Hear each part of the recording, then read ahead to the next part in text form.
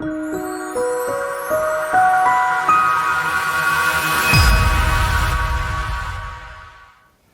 in Istanbul, Turkey, attending PATA Annual Summit, and next to me I have Eduardo Santander, who is the Executive Director of the European Travel Commission. Thank you, Eduardo. Thank you for having me. Thank you for the honor to be with me. And I would like to start our discussion about, first of all, what is happening in European tourism after the COVID period, what challenges you see for tourism, what initiatives you have.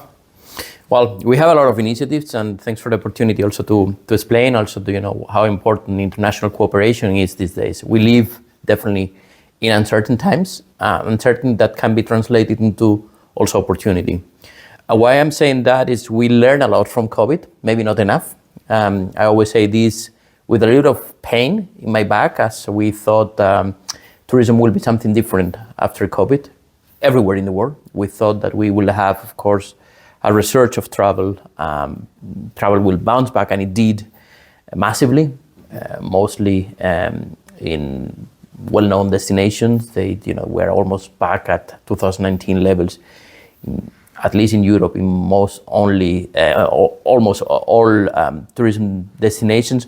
But this recovery was asymmetric. It was asymmetric because obviously we were then affected by other geopolitical tensions, whether it was the Ukrainian-Russian war or the tensions in the Middle East, and most recently, of course, the U.S.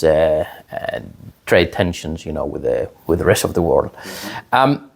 The thing that I maybe regret the most from the COVID time is we thought that we will have this growth, and we were all really aiming to get out of our houses and travel again and be able to move and enjoying ourselves, enjoy our beloved ones and so on. But we thought wrong, that the growth line will exponentially go for 2, maximum 2.5, 3 years, and then it will stabilize, or it will be going to normal patterns. But we were wrong, Theodoros. We were very wrong in our estimations. We thought that champagne bottle effect or ketchup bottle effect will end at the time, and we see that the growth continues. So this presents a little bit of a paradox for tourism. Is when is enough? Particularly in Europe, we face the issue of congestion. Some people call it unbalanced tourism. Some people call it over-tourism. I will call it a little bit of congestion. It's like there's an analogy with traffic, as to say, we have reached the point of some places being visited massively over longer period of times, with a lot of people willing to do what people have been doing for centuries. So I don't blame the people for willing to be tourists.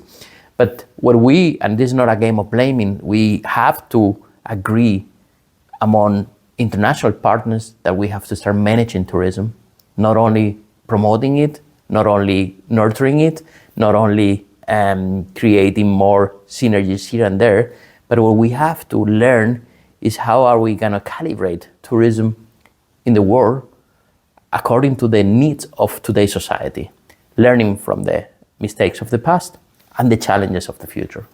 There are some voices, unfortunately, that they start speaking about tourism on a little bit more negative approach than used to be in the past. In the past, we were thinking, tourism is, driving the economy for every country is good thing, let's say.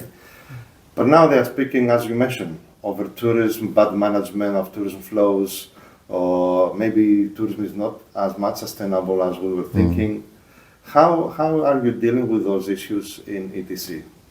Well, Theodoros, it's good that you asked me this question because, I guess one of the topics of every tourism conference, including the annual meeting of PATA here in Istanbul, is sustainability.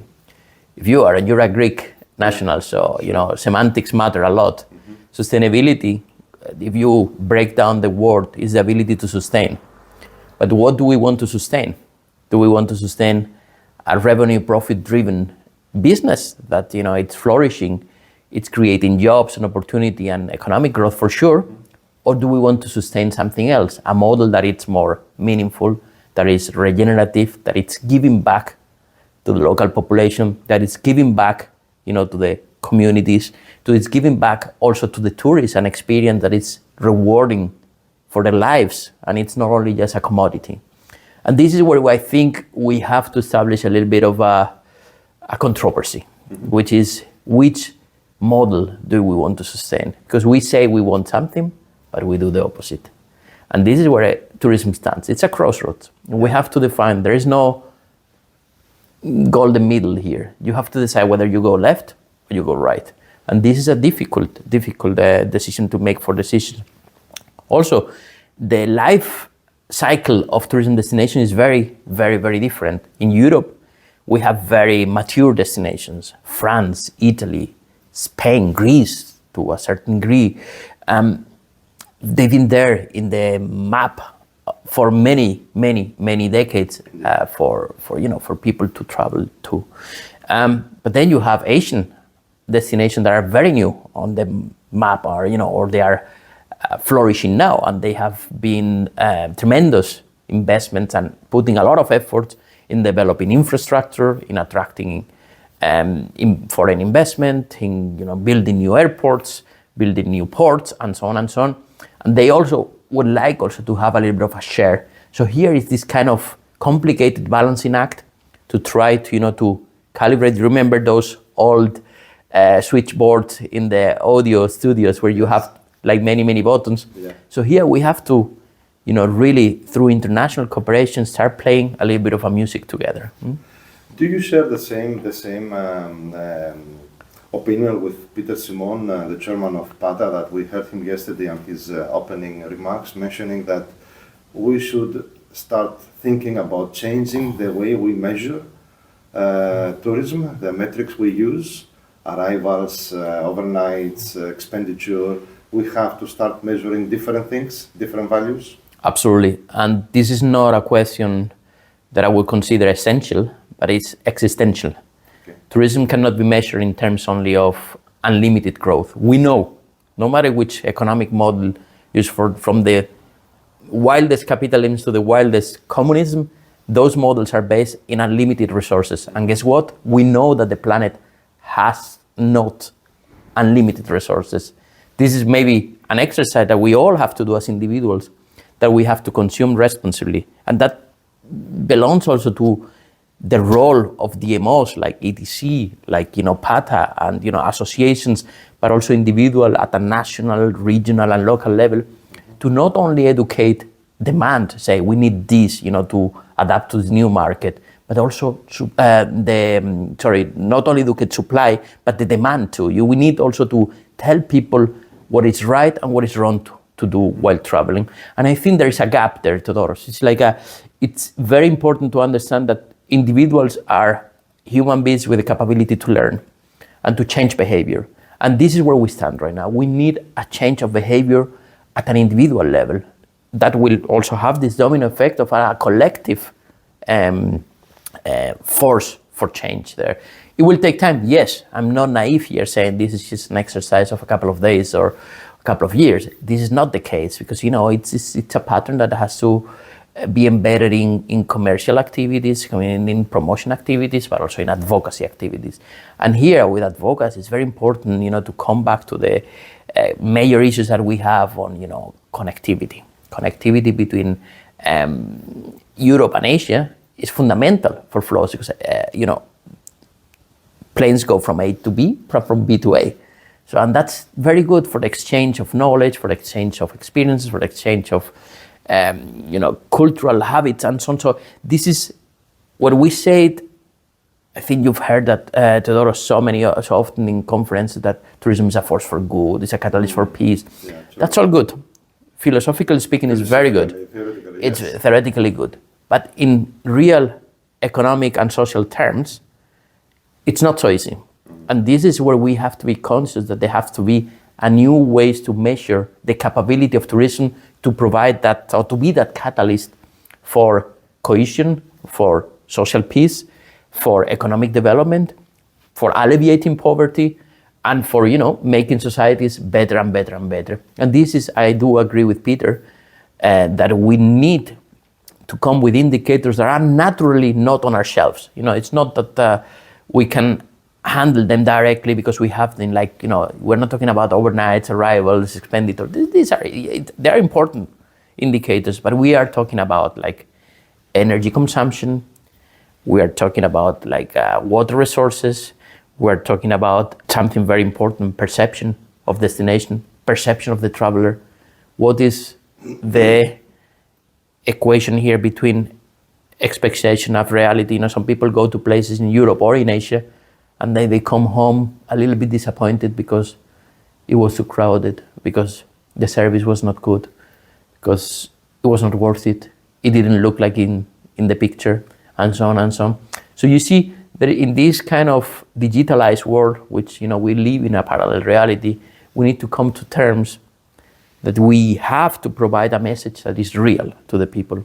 And in that extent, and places like such as, you know, Venice or, you know, Phuket in Thailand and so on, that face this kind of challenge or of a lot of people visiting them, I would not like to tell people not travel. You know, we're not telling people, please travel less, travel better.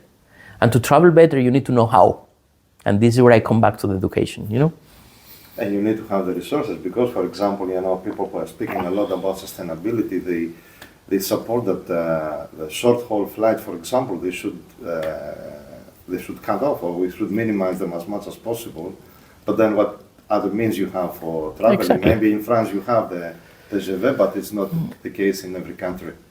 I think it's you know, the movement of, you know, one of the opposite sides of COVID was the capability of people to work also from remote, to work, you know, on the move, digital nomads, all these things, all these new words that we invented to make, you know, people just don't have to go to work. They can work from everywhere. Yeah. Not everybody, by the way. You know, this is important to say. You know, like someone working in a supermarket or in the agriculture business, or in, you know, it's not possible for them. So we have to be also careful with that. Huh? Yeah. But you know, mainly urban populations that work like in a service economy, they are able now to have a flexible work time. And that flexible work time allows people to travel better, meaning that, you know, when we say travel longer, like meaning can you stay longer, or if you're going to a conference, try to stay a couple of days so that, you know, your carbon footprint, you know, spans over the time and therefore is less impactful, you know, like on the destination itself. But also it's very important to commit from a supply side that, you know, like hotels, hotel chains, aviation, you know, should have this long and painful path of decarbonation, which, let's not lie to ourselves, is cumbersome. You mentioned you cannot put the people are traveling now by plane on trains or on ground transportation because there's no capacity. Sure. Maybe, as you say, Central Europe, Western Europe may have a bit of better capacity. Maybe China is doing it great, but maybe Japan has great train system, railworks, networks. But not the whole world has this. And we have to actually commit to those that have less possibilities. And this is where the cooperation of ETC comes into place, because this is about best practice sharing, this is about benchmarking, this is about advocating to mitigate disadvantages for tourism and create advantages for tourism. And this is a global movement. This is not about Europe's first or Asia first. It's about, you know, like we have to unify our efforts. And now that you mentioned this, you referred earlier to the crisis that we are facing now and the conflicts we have. Europe has lost the Russian market due to the war conflict at this part of the world. Now we are losing the American market because of the trade war and, you know, issues that they have with their economy. Maybe there is an opportunity to develop more, let's say, close relationships between Europe and Asia. What do you think? I think you're right, of course. But, you know, we wouldn't, that, you know, that you have a fight with a neighbor doesn't mean that your neighbor will be always like your enemy or, you know, anything like that. So the American market is very, very important for Europe. For us, the American market is by far number one. Americans will still come to Europe. We have a lot of Americans also now thinking to come to Europe as a sort of revenge, you know, from their anger, you know, from the things. But, you know, you also have to think about the importance of connectivity, because like for the time being, we have the biggest connectivity in history between US and Europe. True. And again, but Europeans are not traveling to US right now for these geopolitical tensions that you mentioned before. So it's just a matter of time that those airlines probably will cut some routes that are not viable, because you need to fill those seats both ways. And this is one point. Second point, and we don't need to panic. In the short, medium term, Americans will continue traveling as they are doing. The problem is the economy. The economy that is shaking first in America, but then that will have a domino effect in the global economy. We know it already. True. American citizens, like middle class, have their savings normally in real estate and stocks. Stocks are plummeting. Real estate is also losing value. So this is a problem. If people have less money, they will travel less. This is like, the equation travel. It's very easy. As much as you have time and money, you will travel longer and, maybe more luxurious or something. But this is an equation that it's been now put into question because of the economy.